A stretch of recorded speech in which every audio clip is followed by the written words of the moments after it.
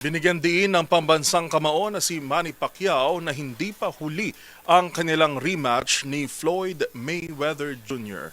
Yan ay sa gitna ng mga pagdududa na tila masyado na raw late para sa laban ng dalawang boxing icon na nakatakdang ganapin sa Setyembre ngayong taon.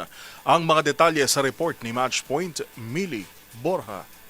Binaliwala ni 8th Division World Champion Manny Pacquiao ang mga komentong huli na umano ang kanyang rematch laban kay Floyd Mayweather Jr. Nakatakdang maling magharap ang dalawa sa September 19, 2026, mahigit isang dekada matapos ang kanilang unang laban noong 2015. Ayon sa pambansang kamao, hindi naman umano sila nagpapabaya at nananatili silang handa sa kabila ng paglipas ng panahon.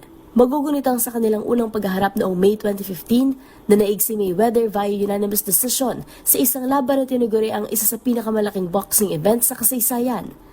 Matapos ang laban, parehong nagretiro sa professional boxing sina Pacquiao at Mayweather, ngunit nanatiling aktibo sa exhibition bouts. Noong Hulyo, pansamantalang bumalik si Pacquiao mula sa retirement upang hamunin si Mario Barrios para sa WBC welterweight title.